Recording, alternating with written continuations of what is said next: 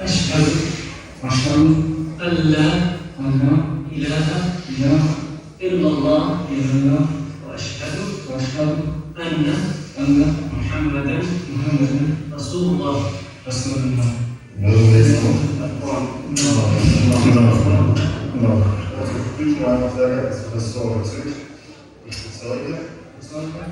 kann ich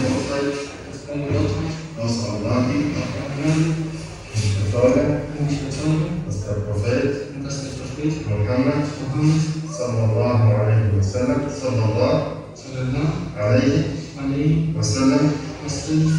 der Gesandte Allahs ist.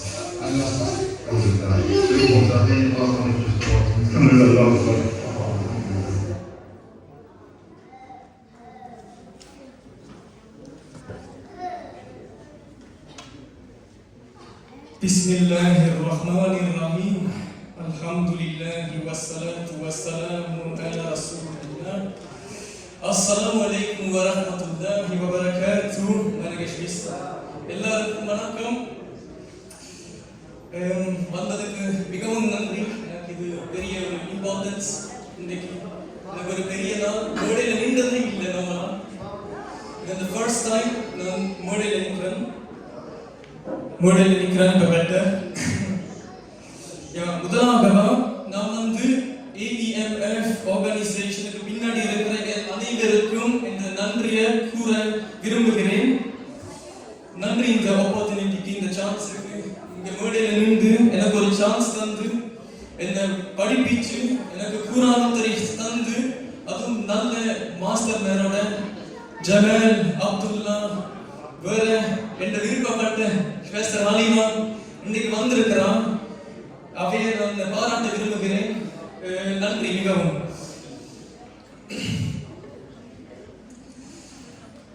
முதலாவதா எனக்கு ஒரு கேள்வி இருக்குது. இங்க வந்திருக்கிற அனைவரையும் யார் முஸ்லீமோ ரைஸ் யுவர் ஹேண்ட்ஸ். ஆரத்துல முஸ்லீம் இன்னைக்கு வந்திருக்கிற ஆட்கள்ல யார் Muslim? Raise your hands. Okay, I see. நான் நினைக்கிறேன் எல்லாருமே முஸ்லிம்ஸ் தான் இன்னைக்கு வந்திருக்கிற அனைவரையும். Ich habe gefragt, wer von denjenigen, die hier heute anwesend sind Muslime. Bitte hebt eure Hände hoch. Ich glaube, das sind alle. Ist jemand kein Muslim hier drin? Sie sind kein Muslim. Nein. Ja, Alhamdulillah, wir sind alle Muslime, sind auf dem geraden Weg. Das ist alles dem alleinigen Herrscher Allah zu verdanken. Allah கிட்ட நன்றி சொல்லணும். நாங்கள் இன்னைக்கு இங்க எல்லாரும் சேர்ந்து வந்து இந்த நிகழ்ச்சியை கொண்டாடுறதுக்கு இது வந்து செல்ஃப்வர்ständlich இல்லை, இது நிச்சயம் இல்லை. அதுக்கு அல்லாஹ்வுக்கு எல்லாரும் சேர்ந்து நன்றி சொல்லணும். அல்ஹம்துலில்லாஹ். நீங்கள் எல்லாரும் உங்களுடைய கையை உயர்த்தினீர்கள். 4 வருடங்கள் முதல் நீங்கள் இந்த வீடியோ பார்த்தீர்கள். என்ற ஷஹாதாவை ஃபர்ஸ்ட் டைம் சொல்லியிருக்கிறேன். கன்விக்ஷனோட, நிறைய டவுட்ஸோட, ரெண்டும் சேர்ந்து தான் அந்த நாளை கொஞ்சம் எனக்கு ஒரு கஷ்டத்தை தந்திருந்தது. ஆனால் அதை பற்றி நான் பேசி கதைக்க விரும்புகிறேன். உங்களுக்கு தெரியுது, என் தமிழ் அவ்வளவுக்கு அட்வான்ஸ் இல்லை. நான் இப்போதான் 3ஆம் வகுப்பு படித்து கொண்டிருக்கிறேன். என்றால் எதிர்காலத்தில் என்ற குறிக்கோள் என்றால் தௌவா சீன்ல, தமிழ் தௌவா சீன்ல என்ற ஒரு இடத்தை பிடிக்கணும் என்று ஆசைப்படுவேன்.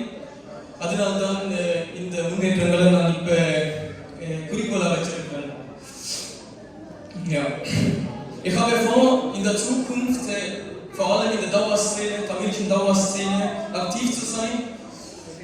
Gerade deshalb ist das für mich eine gute Gelegenheit zu präsentieren und mal einen Anfang zu finden.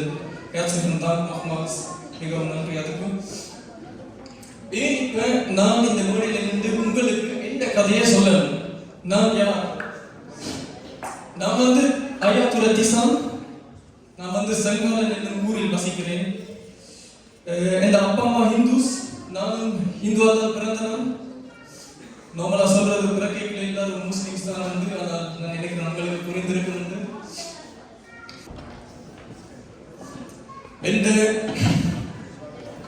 அதுக்கு பிறகு 15 இருந்து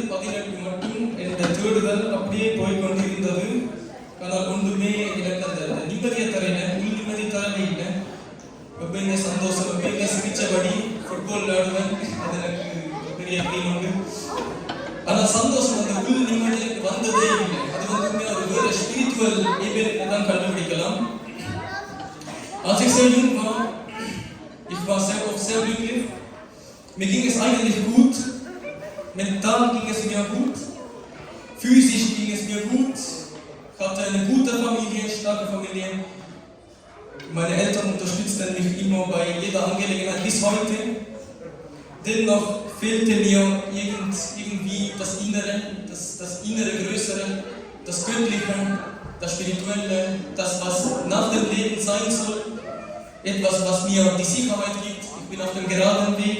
Etwas, was mir die Liebe gibt, auch zum Teil, aber auch mir klar aufzeigen kann, das ist die Bestrafung. Und die existiert auch, muss man auch klar sagen. Genau. Und verzeiht mir, wenn ich zu viel auf Tamili spreche. Ich versuche möglichst eine gute Balance zu finden. அதான் இப்போ டச்சில் திரும்பி நான் சொன்னதை கொஞ்சம் சுருக்கமாக நான் mic பிடிக்கிற விதத்திலேயே எங்களுக்கு தெரியுது மைக் பிடிச்சதே இல்லையான்னு. அதான் ஃபர்ஸ்ட் டைம் சொன்னான். 18 வயசுக்கு பிறகு நான் வந்து கிம்னாசியம் என்ற ஒரு ஸ்கூலுக்கு போனேன். கந்தோன் ஷூலுக்கு போனேன். அங்கதான் முதலா நான் வந்து ஒரு சிச்சுவேஷனுக்குள்ள வந்தேன். அந்த சிச்சுவேஷனுக்குள்ள போய்க்கல எனக்கு கூடுதலா முஸ்லீமை தான் நான் அட்ராக்ட் பண்ணுவேன். முஸ்லீமாக்களை தான் நான் அட்ராக்ட் பண்ணுவேன். ஏனென்றால் எந்த அப்பா அம்மா என்ன வளர்க்கல நல்ல வேல்யூஸோட வளர்க்குறேன். இப்போ எங்களோட இஸ்லாம்ல என்ன சொல்றா அதை அஹ்லாக் அந்த 2 சாமானும் மிகவும் முக்கியம் ஒரு முஸ்லீமுக்கு. அதுவும் தவ்வா செய்யறால் அப்போ இந்த அப்பா அம்மா எனக்கு சின்ன வயசுலேயே சில இல்லை நிறைய வேல்யூஸ் சொல்லி தந்தது. இப்போ யாரோட எந்த மாதிரி பிள்ளைங்க வந்து எல்லாருக்கிட்டையும் தேவையில்லாமல் போகக்கூடாது. யார் என்ன தந்தாலும் தேவையில்லாமல் வாங்கக்கூடாது. எல்லாத்துக்கும் நன்றி சொல்லணும். அப்பா அம்மா சொல்றதை கேட்கணும். அவங்களோட கைக்குள்ள இருக்கணும். வளர்ந்தாலும் 18க்கு பிறகு சினாக்கள் வீட்டை விட்டு போவாங்க. அவங்களோட கல்ச்சரா அப்படி இல்லை. அப்பா அம்மாவோட துணையா இருக்கணும். கடைசி மட்டும் சப்போர்ட்டா இருக்கணும். அது வந்து அதே எந்த வயசுல கொஞ்சம் ஸ்பெஷலா தான் இருந்தது அந்த வேல்யூ. என்றால் இப்ப வேறு நாட்டுக்காரங்களை பார்த்தீங்கன்னா 18 வயசுல எல்லாம் வீட்டை விட்டு போவாங்க. எல்லாட்டிக்கு அப்பா அம்மாவை மதிக்க மாட்டாங்க. அந்த பாசம் இருக்காது. ஒரு காலம் ஃபோக்கஸ் வந்து இந்த கரியர், நான் இந்த ஜாப், இந்த எவ்வளவு பணம் நான் செய்யறேன். ஆனா அதுல வந்து உண்மையான சந்தோஷத்தை காண முடியாது. கண்டிப்பா காண முடியாது. அப்ப நான் வந்து அதான் அந்த சிச்சுவேஷனுக்குள்ள வந்தேன். அந்த கண்ணாடியோட இப்ப இந்த நல்ல வேல்யூஸ் கண்ணாடியோட இந்த அப்பா அம்மா சின்ன வயசுல போட்டு விட்ட கண்ணாடியோட கண்ணாடி போட்டது ஓகே, நல்ல வேல்யூஸ் கொடுக்கறதும் ஓகே. ஆனா கண்ணாடி போட்டாலும் சரியான இடத்தை பார்க்கறது இல்லை. அது கஷ்டம். ஏனென்றால் இந்த காலத்துல சோஷியல் மீடியா இருக்குது, நிறைய டிஸ்ட்ராக்ஷன்ஸ் இருக்குது. எனக்கு வந்து வாட்ஸ்அப்பை தவிர ஒரு சோஷியல் மீடியாவும் இல்லை. உங்களுக்கு சொல்றேன், நான் வந்து எல்லாம் டிலீட் பண்ணினேன்.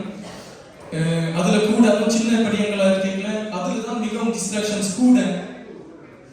அப்ப அதுல எனக்கு பெருசா நம்பிக்கையும் இல்லை. அது நல்ல வழியானது தெரியவும் இல்லை. நல்ல வேல்யூஸ் கண்ணாடி நல்ல இடத்துல பார்க்கணும். சரியா பார்க்கறது எங்கட கடமை.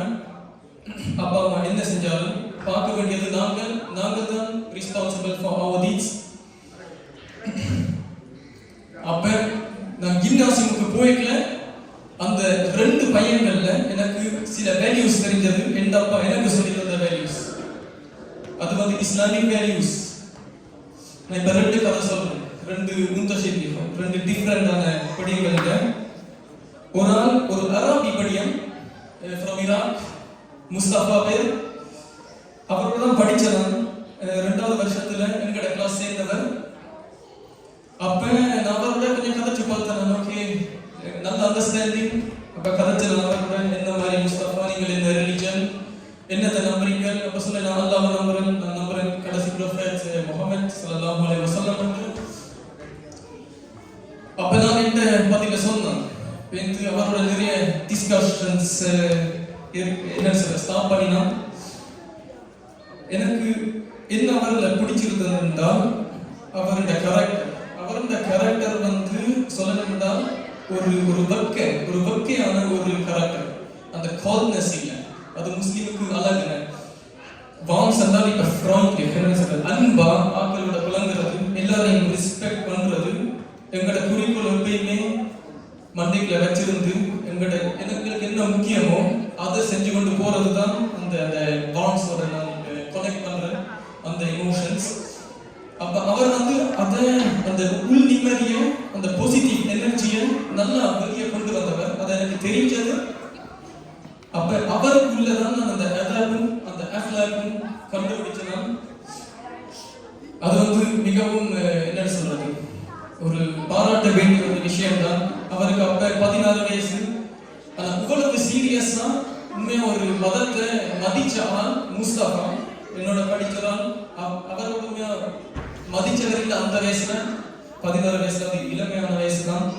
அப்பவே அவர் நிறைய நல்ல சீரியஸா இருந்தவர். அவர் இந்த மேட்டர்ல அவர் வந்து இஸ்லாம் அளவுக்கு ஒரு எல்லாத்துக்கும் மேல மாதிரி அவர் அந்த உண்மையான எடுத்துக்காட்டு ப்ராஃபெட் முஹம்மது ஸல்லல்லாஹு அலைஹி வஸல்லம் தெரிஞ்சது அவரோட கரெக்டர்ல. அதை எனக்கு நல்லா பிடிச்சு கொண்டது. அதுதான் எனக்கு முதல் கேள்வியிலையும் தந்தது. என்றால் அவர் செஞ்ச பசிவ் தவான்னு சொல்றது என்றால் கரெக்டரால அந்த டைரக்டா கதைக்காம அவருடைய கரெக்டரால மட்டுமே அவர் இம்ப்ரெஸ் பண்ணினவர் இல்லை. வேற அதை எனக்கு மிகவும் பிடிச்சிருந்து. வேற எனக்கு என்ன யோசிக்க என்ன சொல்றது, என்ன யோசிக்க வச்சது அவர் எனக்கு சொன்னது. அவர் பிளந்துறதாக்களோட அவர் ப்ரே பண்றது எல்லாம் அந்த நிம்மதியை கொண்டு தருது என்றால் எனக்கும் ஒரு ஆசை இருக்கு. எனக்கும் அந்த உள் நிம்மதி வேணும் என்று ஒரு ஆசை இருக்கு. இரண்டாவது பர்சனாலிட்டி சாஃபாத். இது வந்து அவலத்துக்கு ஒரு நல்ல நியூஸ் இல்லை இப்ப நான் சொல்ல போறது. ஆனா நல்லதா மாறின நியூஸ் சொல்லலாம். சாஃபாத் வந்து என்னோட தான் டெஸ்ட் எழுதினவர் ஜிம்னாசியம். அப்ப அவருக்கு ஒரு ஒரு வருத்தம் கொண்டு வந்திருக்கு. அந்த வருத்தம் என்னென்றால் கேன்சர் வந்து இருக்குது. அது வரைக்கும் அந்த காலத்தை பார்த்தோம் என்றால் நான் வந்து நல்ல நெருக்கம் அவரோட ஹாஸ்பிட்டல் எல்லாம் போய் பார்த்தோம்னா அவர் அந்த நம்பிக்கை எனக்கு பிடிச்சிருந்தது. நாங்க சொல்றது இஸ்லாம்ல தவக்குல், முதல் சொன்னாங்க முஸ்தபா கதா பஃலாம், இப்ப சாஃபாத் சொல்ற தவக்குல். அவர் அந்த நம்பிக்கை உண்மையா இருந்தது. அவர் இஹ்லாஸ் காட்டினவர். கேன்சர் இருந்தாலும் 60% சான்ஸ் தான் இருந்தது பிழைக்கிறதுக்கு. அந்த 40% எங்களை விட்டு போகலாம். அவன் அப்பா அம்மா கூடுதலா நான் போயில குரான் கையில வச்சிருக்கணும். வேற ஒரு தாஸ்கி அழுது கொண்டு அஃப்கோர்ஸ். அப்ப நான் அவரோட பெஸ்ட் ஃப்ரெண்ட். அப்ப நான் வந்து சாப்பாடு எல்லாம் கொடுக்குறேன்னா எனக்கு ஹிந்து தான் பெருசா ரிலீஜியஸ் இல்லை. போய் பார்ப்பேன். அப்பா அம்மா குரான் வாசித்து கொண்டே இருக்கிறேன். அவர் பெட்ல அவரை விட்டு போகல. கடைசி மட்டும் நம்பினே அல்ஹம்துலில்லாஹ் அவர் புலஞ்சிட்டு வென்றாலும் அந்த கட்டத்துல அந்த தவாக்குல் நான் கண்டிருக்கிறேன், கவனிச்சிருக்கிறேன் அந்த குடும்பத்துல. அதுவும் என்னை மிகவும் யோசிக்க வச்சிருக்குது. ஏன் இவருக்கு இவ்வளவு நம்பிக்கை இருக்குதாங்க. இப்ப நீங்க பாத்தீங்கன்னா ஒரு முஸ்லிமையும் ஒரு நுண் முஸ்லிமையும் கம்பேர் பண்ணினா கூடுதலா ஒரு முஸ்லிமுக்கு ஒரு கெட்டது நடந்தால் அவர்களை கண்டுபிடிக்கலாம் இருக்குது. சகீர் நாய்க், டாக்டர் சகீர் நாய்க் சொன்னவர் இருக்கான். 80% குரான்ல எழுதி இருக்கிற சாமான்ல எழுதி இருக்கிற சூறாத்துல 80% 100% சரி. அதுல இருக்கிற மிச்ச 20% இப்ப ப்ரூஃப் பண்ண முடியாது. அது வந்து இந்த ஆஃபிரான், அது வந்து இந்த சித்தா ப்ரோசில சாமான் இருக்கும். அது வந்து இப்ப ப்ரூஃப் பண்ண முடியாது. ஆனா 80% குரான்ல எழுதி இருக்கிறது 100% சரி. நான் ஒரு எக்ஸாம்பிள் தரேன். நான் வந்து ரிசர்ச் செஞ்சேன்னா அப்ப சயின்டிபிக் ப்ரூஃப்ஸ் பார்த்தேன். இஸ்லாம் பத்தி குரான் பத்தி பார்த்தேன்னா அதுல வந்து மேத்தமெட்டிக்கல் ப்ரூஃப்ஸ், பயாலஜிக்கல் ப்ரூஃப்ஸ் ரெண்டெல்லாம் போய் தேடி பார்த்தேன்னா அதுல வந்து இப்ப பொதுவா என்ன சொல்லணும்னா எம்பிரியோலஜி என்னென்ன ஒரு சின்ன குழந்தை அம்மாண்ட வயிற்றுக்குள்ள வளரும் வந்து 100% சரியா போட்டிருக்குது. அது என்னென்ன முடியும் 1400 வருடங்கள் பின்னாடி என்னென்று ஒரு ஆள் வாசிக்க தெரியாது, எழுத தெரியாது, என்னென்று இப்படி ஒரு சாமான எழுதுது என்று மண்டைகளால போகும். அப்படி யோசனை போகும். அப்ப அதெல்லாம் வச்சு நான் வந்து இஸ்லாம லாஜிக்கா ட்ரை பண்ணி நான் எக்ஸ்பிளைன் பண்ணேன்.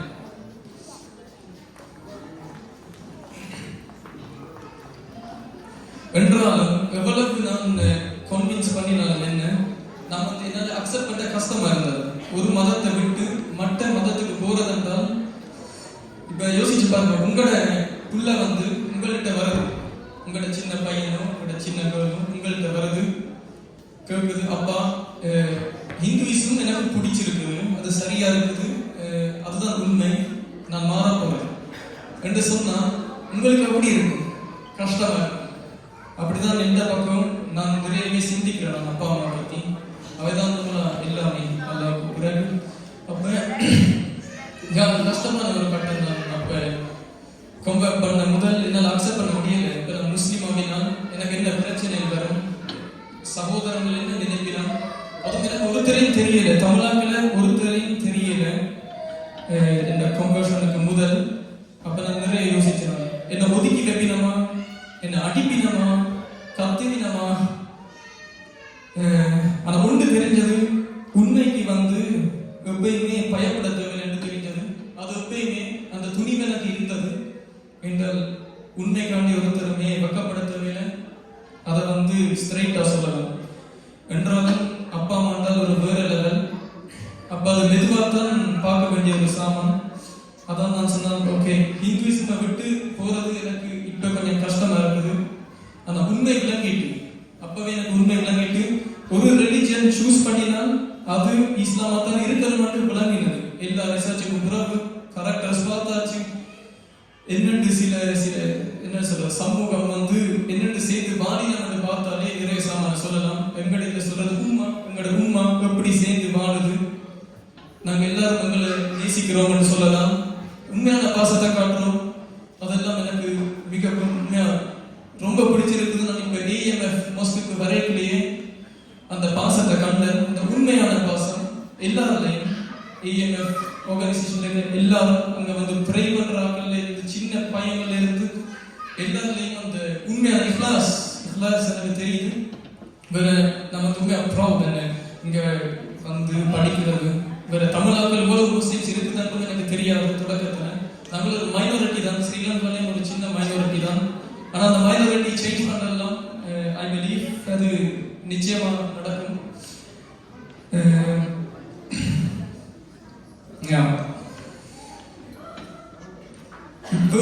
அதை மேலும் ஏன் இஸ்லாம் அவலத்துக்கு கன்வின்ஸ் பண்ணுதுன்னா, இப்ப நீங்க பார்த்தா ஹலால் ஹராம். இப்ப எனக்கு வந்து நாளைக்கு விடிய மட்டும்தான் கதைக்கலாம் இஸ்லாம் பத்தி, டைம் இல்லாத வழியா கொஞ்சம் சுருக்க வேண்டி இருக்குது.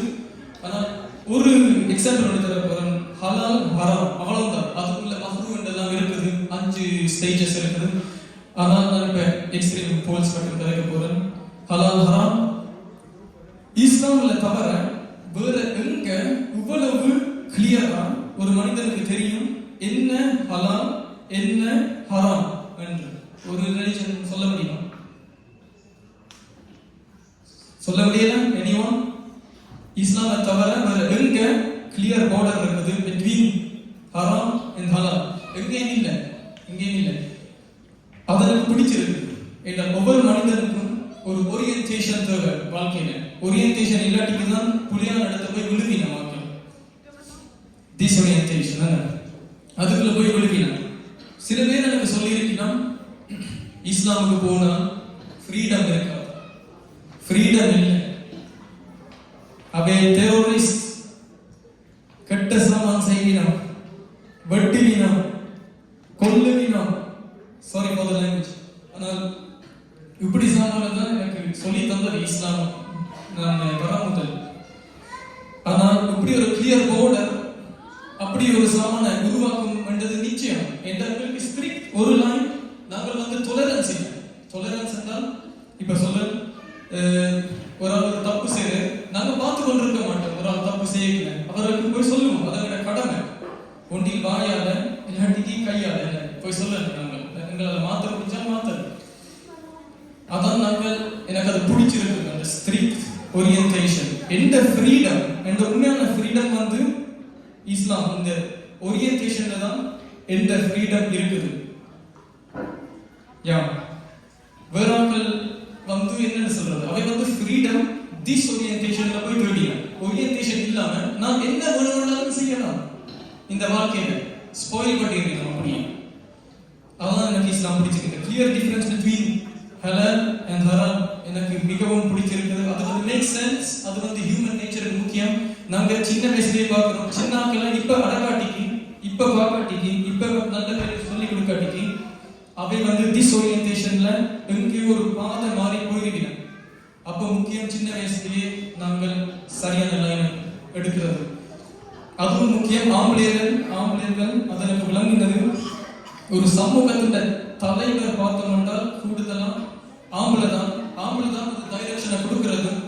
எந்த உண்மை எங்கடமா பார்த்தாலும் இங்க பார்த்தாலும் ஒரு ஆம்பளை தான் பெண்களை என்று உருவாக்குறது. ஆனா நாங்களே சுத்தமா இல்லாட்டிக்கு எங்கட பெண்கள் என்ன எங்களை மதிப்பினா எங்கட சமூகத்தை நான் முன்னேறி கொண்டு போக முடியாது என்று விளங்கி கொண்டேன். அப்ப எங்கட பொறுப்பு வந்து எனக்கு தெரிஞ்சது. நாங்கள் வந்து ஸ்டெட்ஃபாஸ்டா இருக்கணும், உள்ளுக்குள்ள இருக்கணும். வேற ஹராம எவ்வளவுக்கு முடியுமோ அவ்வளவுக்கு எங்கட பெஸ்ட்டை ட்ரை பண்ணாரு. அது எனக்கு பிடிச்சிருந்தது. இந்த கான்செப்ட் ஆஃப் காட் தௌஹீத் பிடிச்சிருந்தது. ஹலால் ஹராம் பிடிச்சிருந்தது. குர்ஆன் நான் எல்லாம் சொல்லிட்டேன். உங்களுக்கு ஏதாவது கேள்விகள் இருந்தாலும் raise your hands. You can ask anytime any questions. Private questions இருந்தாலும் எனக்கு ஓகே, பிரச்சனை இல்லை. இல்லாட்டிக்கு நான் வெளியில போய் நிற்பேன். ஒரு மணி நேரம் பண்ணால் கேட்கலாம். ஏதாவது ஆங்கியம் இருந்தால் நான் இப்ப சுருக்க வேண்டி இருக்குது. நான் கடைசி என்ன சொல்ல விரும்புகிறேன் என்றால், இந்தியா முஸ்லீம், நாளைய நான் முஸ்லீமா இருக்கலாம். இந்தியா நான் முஸ்லீம், நாளைய முஸ்லீமா இருக்கலாம்.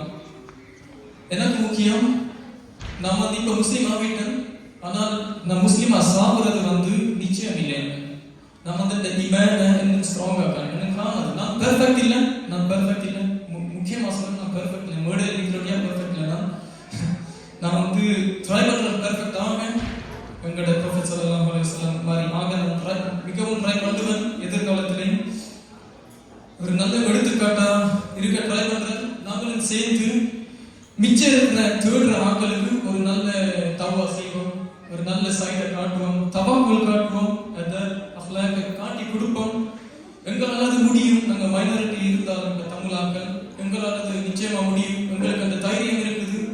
நான் அதை நம்புறேன். துணிவு இருக்குது. எல்லா கண்ணிலையும் அது தெரியுது. இங்க வந்திருக்கிறார்கள் எல்லாரும் ஸ்ட்ராங் வாய்ஸ். 4 வருடம் முதல் நான் சொன்னான். வேற இன்னைக்கு மட்டும் சொல்றேன். அஷ்ஹது அன் லா இலாஹ இல்லல்லாஹ் வ அஷ்ஹது அன்ன முஹம்மதன் ரசூலுல்லாஹ். அல்ஹம்துலில்லாஹ். நான் தவறாக குலைவா ஏதாவது சொல்லியிருந்தால் அதுக்கு ரெஸ்பான்சிபிள் ஷைத்தான். நல்லது கதைச்சிருந்தான் அப்படி என்றால் அல்லாஹ் எனக்கு தந்த பாவம் என்று சொல்ற நினைக்கிறேன். இப்போதைக்கு நான் முதலாவது சூரா ஃபாத்திஹா ட்ரை பண்றது பெர்ஃபெக்டா இருக்காது. நான் ஃபாத்திஹா சொல்லிட்டு இந்த பிரசன்டேஷனை முடிக்க விரும்புகின்றேன். நன்றி. பிஸ்மில்லாஹிர் ரஹ்மானிர் ரஹீம். அல்ஹம்துலில்லாஹி ரப்பில் ஆலமீன். ar-rahmanir rahim. மாலிகி யௌமித்தீன்.